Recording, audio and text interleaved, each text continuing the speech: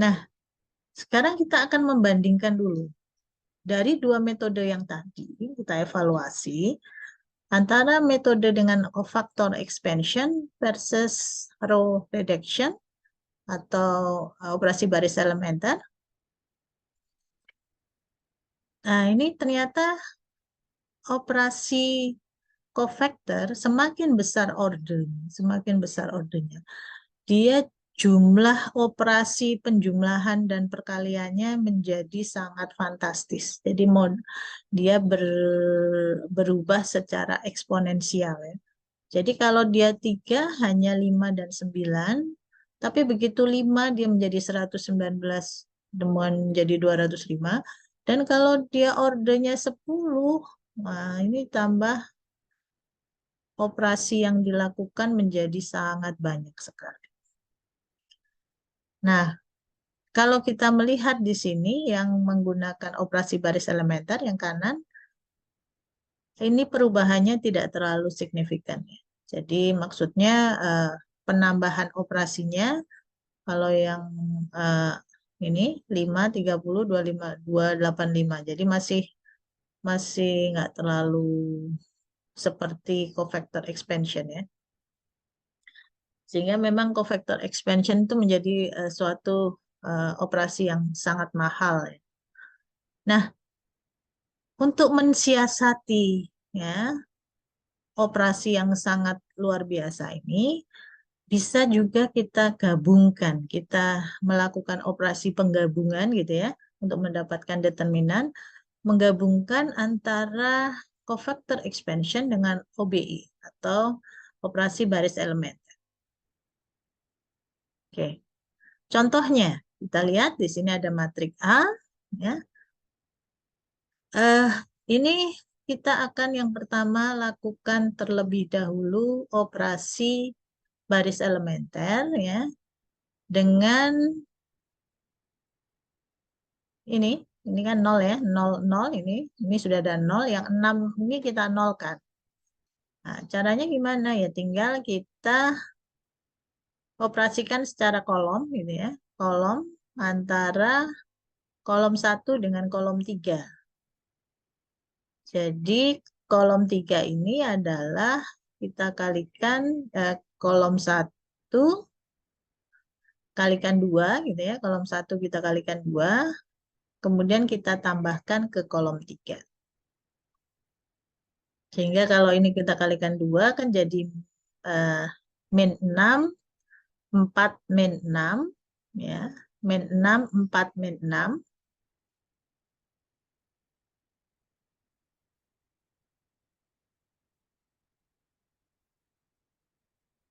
Ini menjadi min 6.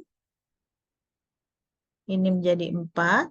Ini menjadi min 6. Nah, ini kemudian kita tambahkan ke sini sehingga hasilnya menjadi 0. Oke ya, menjadi 0. Ini juga 4 ditambah min 1 menjadi 3. Kemudian min 6, ini min 6 ya, min 6 ditambah 2 menjadi min 4 ya. Ini operasinya. Nah, karena operasinya seperti ini determinannya tidak berubah ya. Jadi tidak ada minus, tidak ada perkalian K-nya gitu. Nah, setelah itu kita bisa memanfaatkan yang tadi. Kita bisa menggunakan berikutnya, kita bisa menggunakan cofactor expansion dengan melihat yang banyak nolnya. Ini kan lebih mudah nanti ya. Jadi tinggal kita ambil di sini, ini min 3 ya. Ekspansi baris ketiga. Ekspansi baris ketiga itu kan min 3 kan? Dikalikan dengan cofactor ini cofactor dari baris 3 kolom 1. Jadi kan ini.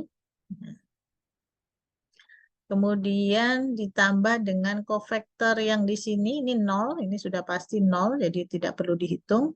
Dan 0, jadi tinggal ini kan. Jadi tinggal yang di sini. Cofactornya adalah min 1 kali 3 plus 1, kemudian dikalikan dengan minornya. Minornya ini ya, 5 min 4 min 4, 3.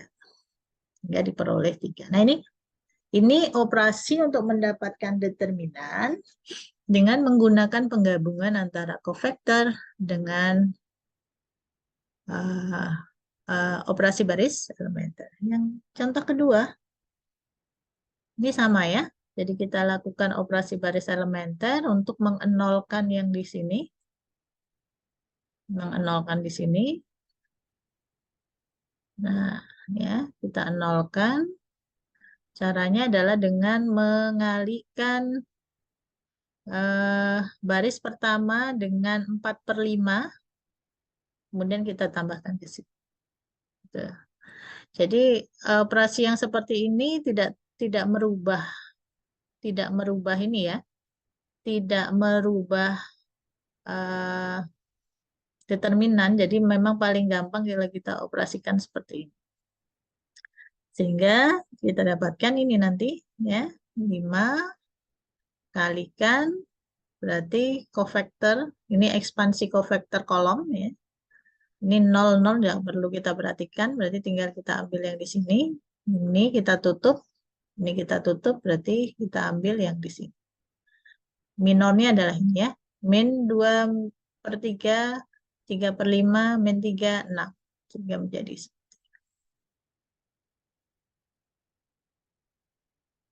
Jadi contoh lain yang cukup besar ya, ukurannya cukup besar. Ya, ini paling gampang kita lihat yang paling memungkinkan operasi menjadikan nolnya banyak. Nolnya banyak. Jadi kita lihat yang kolom ini kita bisa operasikan baris elementer sehingga di sini itu 0, 0, 0, 0-nya kita cari. Jadi kita ambil satu sebagai eh, nilai yang kita pertahankan, yang lainnya kita nolkan. Ini ya. Ini operasi baris elementernya. Kita mengenolkan yang di sini, berarti tinggal kita jumlahkan gitu ya. Ini kita kalikan 1, kita jumlahkan. Yang ini kita kalikan min 1 ya. Jadi ini kita kalikan min 1 sehingga agar hasilnya menjadi 0 di sini. Ini operasinya ini ya. Sehingga dengan mudah kita bisa hitung. Ini, ya, tinggal bagaimana kita menghitung yang ini, ya, kita lakukan lagi eh, operasi baris elementer atau operasi kolom elementer. Nah, ini kan tinggal mengenolkan yang di sini atau mengenolkan yang di sini, terserah. Ini kan lebih mudah yang mana. Nah, ini ya. Nah, ternyata lebih mudah mengenolkan yang di sini daripada yang di sini. Nah, ini operasinya. Nah, sehingga ini diperoleh jadi tinggal kita dapatkan ini ekspansi kofaktornya baris keempat. Ya. Jadi tinggal ini kita tutup, tinggal yang di sini. Nanti sekali lagi ini kita ambil mana yang kita operasikan lagi, operasi baris elementer, mana yang paling gampang antara ini dan ini. Untuk kita ternyata di sini kita bisa nolkan ini. Yaitu dengan ini kita kalikan 8. Nah, kita kalikan 8. Kita kalikan 8, kita kurangkan ke sini. Nah,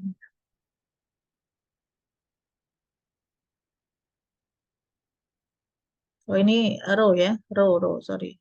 Baris 1 itu ditambah dengan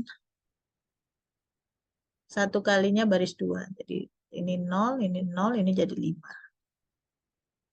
Oke, ya seperti itu ya. Jadi ini kombinasi antara ekspansi kofaktor dengan row reduction atau operasi baris elementer. Dengan cara seperti ini tadi, prosesnya menjadi lebih ringkas dibandingkan kita menggunakan cofactor expansion saja atau operasi baris elementer saja. Oke. Sekarang kita yang materi yang terakhir mengenai properti atau sifat-sifat ya, sifat-sifat dari determinan. Yang pertama bahwa determinan A, jadi kalau kita mau mencari, kita punya dua matrik A dan B, kemudian kita mau menghitung determinan A dikalikan B, itu sama dengan menghitung determinan A dikalikan determinan B.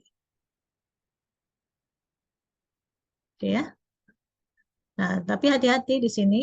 Kalau kita mau mencari determinan A ditambah B, itu tidak sama dengan determinan A ditambah determinan B. Ini yang tidak tidak ya, jadi hati-hati. Tapi berlaku seperti ini ya. Jadi kalau A dan B kita determinan A, determinan B itu sama dengan menambahkan yang di tengah ini. Hanya yang di tengah saja yang dijamahkan ya. A22 tambah B22, A22 tambah B22. Sorry, ini A11 tambah,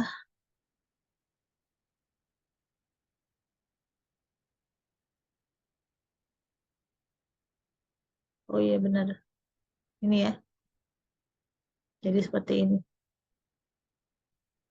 Jadi tidak berlaku operasi yang seperti ini. Contoh ini kalau kita membandingkan apakah benar determinan AB itu sama dengan determinan A dikalikan determinan B.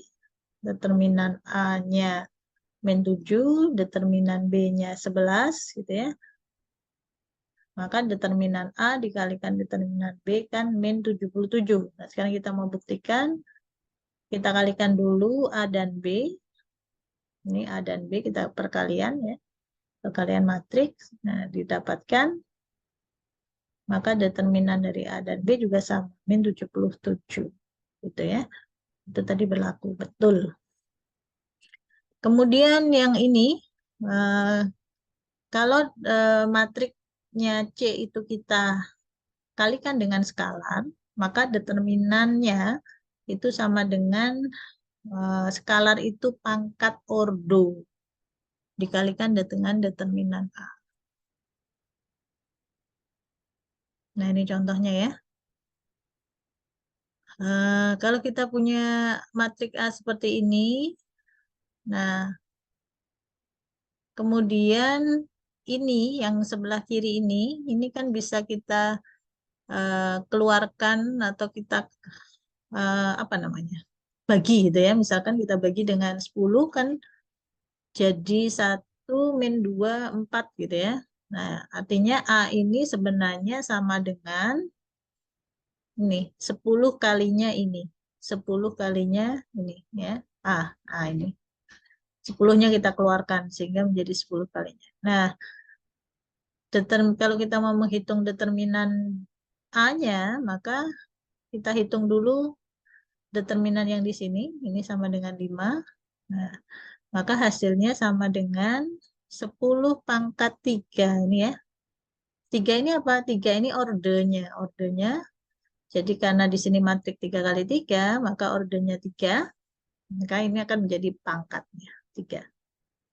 Ya, 10. 10 yang mana? 10 ini. Ya, kita pangkatkan 3. Sehingga jadi 5.000 determinannya. Hati-hati ya untuk yang perkalian skala. Jadi bukan hanya sekedar dikalikan, tapi dipangkatkan. Sekarang kita lihat matriks yang invertible atau invertible itu bisa di inverse. Kita sebut juga matrik itu adalah non singular. Sebuah matrik dikatakan non singular, singular atau bisa dibalik jika determinan A-nya itu tidak sama dengan 0. Jadi syaratnya bahwa dia bisa dibalik atau non singular itu kalau determinannya tidak sama dengan 0. Contoh ya, kita lihat yang pertama A, ini determinannya A itu adalah 0. Kenapa 0 kira-kira? Ya, kita lihat ini kan saling berkebalikan ya. Ini bisa dinolkan semua, jadi makanya dia 0. Maka dia termasuk tidak akan punya inverse atau non-invertible atau dia singular. Balikannya B itu dia ya min 12 hasilnya, kemudian tidak nol. Maka hasilnya dia adalah disebut non-singular atau merupakan matrik yang bisa di-inverse. Nah, jika matrik itu invertible, maka determinan dari matrik inverse-nya, ini matrik inverse-nya kita akan bahas setelah evaluasi tengah semester, itu sama dengan 1/determinan A. Gitu ya. Determinan dari inverse matriknya itu adalah 1/determinan A. Ini contohnya. Nah, jadi kalau kita punya seperti ini, determinan dari inverse-nya maka sama dengan 1/. Jadi kita hitung dulu berapa determinan dari A-nya, ketemu 4, maka determinan dari inverse-nya sama dengan 1/4. Ya, sama dengan 1/4. Ini bukan inverse-nya ya, tapi determinan dari inverse-nya. Oke, determinan dari transpose. Determinan dari sebuah matrik yang ditranspos itu sama dengan determinan matrik itu sendiri atau tidak berubah ya. Jadi ini kalau kita transpos gitu ya, maka determinan dari matriknya itu sama, tidak berubah. Baik, itu adalah mengenai matrik. Kita akan lanjutkan nanti berikutnya mengenai inverse matrik. Jadi ini mengenai determinannya sampai dengan sifat-sifatnya. Terima kasih atas perhatiannya. Kita bertemu lagi pada kesempatan yang berikutnya. Assalamualaikum warahmatullahi wabarakatuh.